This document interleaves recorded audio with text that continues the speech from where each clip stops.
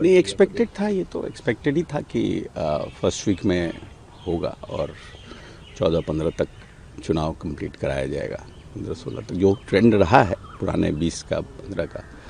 तो मैं समझता हूँ कि ठीक है, इलेक्शन कमीशन का हम लोग तो सिंगल फेज़ में भी तैयार थे, 2 फेज़ हुआ है, अच्छा है।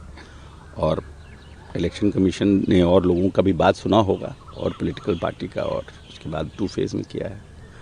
2 चरणों में चुनाव हो रहा है, कितनी तैयारियां हैं? नहीं, तैयारी पूरी है, कोई दिक्कत नहीं। कितनी सीटों का आंकड़ा लगा रहे हैं कि कितनी सीटें एनडीए अलायंस जीतने जा रही है? ये अच्छा, बहुत बढ़िया रहेगा। हम लोग अगर सब बढ़िया से सीट का डिस्ट्रीब्यूशन और सब कुछ जो हम लोग का तैयारी चल रहा है, तो मैं समझता हूँ अच्छा रहेगा। सर, सीट शेयरिंग कब तक हो जाएगी, क्योंकि अब डेट अनाउंस हो गए हैं? जल्दी हो जाएगा, कोई दिक्कत नहीं होगा, बहुत जल्दी हो जाएगा। ऑल इज ओके है? हाँ हाँ, सब ठीक, नथिंग वेरी। राष्ट्रीय जनता दल पूरी कमर कस करके बिहार की जन भावनाओं के अनुरूप, जो बिहार का भावना है बिहार में बदलाव का, 2025 महागठबंधन 235, इसी संकल्प के साथ हम आगे बढ़ रहे हैं। चाहे वो जदयू हो या भाजपा, इनके पास कोई एजेंडा नहीं है।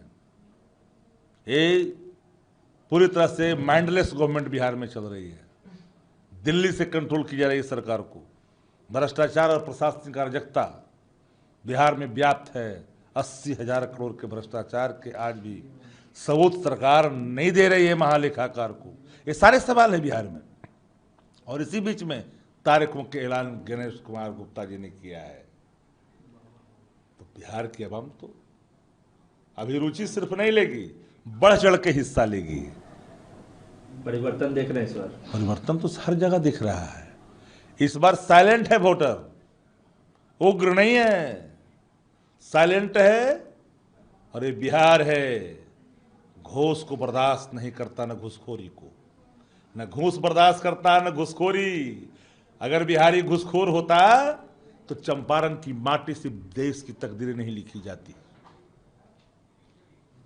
अंग्रेजों की दलाली करने वाले जो लोग थे, उनके इतिहास में और चंपारण के भी इतिहास हैं। घोष के बल पर नहीं, लोक महत्व के सवाल पर। जहां तक इलेक्शन कमीशन की बात है, इलेक्शन कमीशन के ऊपर पिछले कुछ महीनों में तमाम बड़े बड़े गंभीर आरोप और सवाल खड़े हुए हैं। हम स्वागत करते हैं कि बिहार का चुनाव अनाउंस करने जा रहे हैं। हम पूरी तरह से महागठबंधन के तमाम घटक दलों के साथ चुनाव के लिए तैयार हैं और बिहार की जनता भी इस सरकार को उखाड़कर फेंकने के लिए तैयार है। हमारी इलेक्शन कमीशन से पुरजोर तरीके से केवल एक ही मांग है कि आप बीजेपी के इशारे पर काम मत करना। आप किस तरह से लोकतंत्र के अंदर ट्रांसपेरेंसी रहे, चुनाव में ट्रांसपेरेंसी रहे, उसको सुनिश्चित करने के लिए काम करना, क्योंकि एसआईआर के माध्यम से आप काफ़ी हद तक एक्सपोज हो चुके हैं। आगे जो भी चुनाव की प्रक्रिया रहे, कांग्रेस पार्टी चाहती है भारतीय लोकतंत्र मजबूत हो, बिहार के लोग अपनी वोट डाल पाएं, अच्छे से डाल पाएं, जिसको वो चाहें वो डाल पाएं। और ये चीज़ तभी सुनिश्चित हो सकती है जब इलेक्शन कमीशन अपने अधिकारियों के माध्यम से ट्रांसपेरेंट चुनाव कराने के लिए अपनी ताकत लगाए। आज बिहार को मेट्रो मिला है, क्रिकेट स्टेडियम मिला है और तमाम महिलाओं के खाते में पैसे डाले गए हैं सरकार की तरफ से। चुनाव से ठीक पहले क्या कहेंगे आप? चुनाव से ठीक पहले लोन लेकर, कर्जा लेकर आप 10-10 हज़ार रुपये देकर महिलाओं को, बिहार की महिलाओं को कमतर करके आंक रहे हैं। बिहार की महिलाएं बहुत चिंतन और मनन वाली, बहुत मेहनती महिलाएं हैं। वो आपके इस झांसे में आने वाली नहीं है। लेकिन आपने ये तय कर दिया कि अगर आपको 20 साल के बाद भी महिलाओं के सशक्तिकरण के नाम पर 10,000 रुपये उनके अकाउंट में ट्रांसफ़र करने पड़ रहे हैं, तो आपने 20 साल कुछ नहीं किया और चुनाव से पहले आपने हार मान ली। स्वाभाविक है कि बिहार 20 साल से आपके हाथों में था। मुजफ्फरपुर से लड़की का बलात्कार होकर पटना, उसको हॉस्पिटल नहीं दिला पाए आप। एनसीआरबी के तमाम आंकड़े क्या बताते हैं, कितने रेप की घटनाएं पर डे हो रही हैं। आप इन सब चीज़ों पर पर्दा डालने के लिए ये जो कर रहे हैं, मैं इसको विशुद्ध रिश्वतखोरी कहूंगा, इसके अलावा कुछ नहीं कहूंगा। इलेक्शन कमीशन को इसका संज्ञान लेना चाहिए। इस तारीख का हमें काफी लंबे समय से इंतजार था। 15 साल का लालू राबड़ी जी का राज और 20 साल का नीतीश कुमार के नेतृत्व में एनडीए का राज, उसके बीच में चुनाव होगा और हम 200 प्लस सीट जीतेंगे, क्योंकि उनके पास वोट चोरी का इल्जाम लगाने के अलावा कोई नारा नहीं है।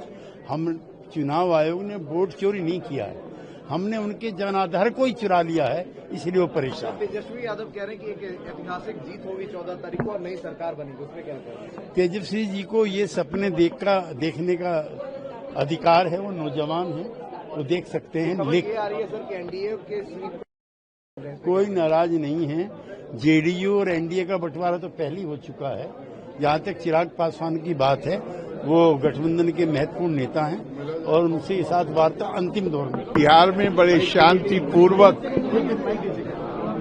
बहुत, हमारा देश सबसे बड़ा देश है, सबसे बड़ा लोकतंत्र है। बिल्कुल शांति के साथ चुनाव संपन्न होंगे, लोकतांत्रिक तरीके से होंगे। जी इस बार सामने आई क्या?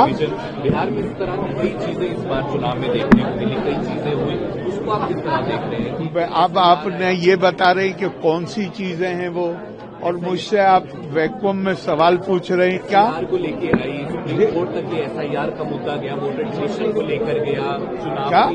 एसआईआर का मुद्दा हुआ, एसआईआर का रिजॉल्व हो गया, रिजॉल्व हो गया, तो फिर क्या?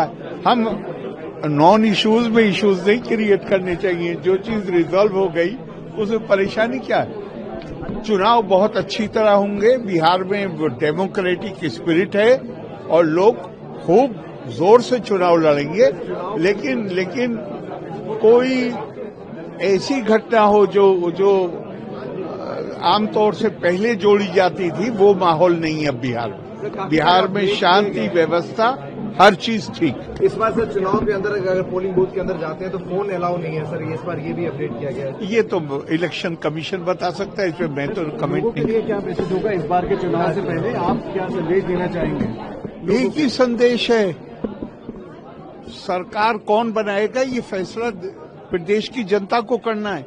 अपने फैसले को खूब अच्छी तरह सोच समझकर, और वो वातावरण बनाना एडमिनिस्ट्रेशन का काम है जहां आप स्वतंत्रता के साथ आएं और अपने मत अधिकार का प्रयोग करें।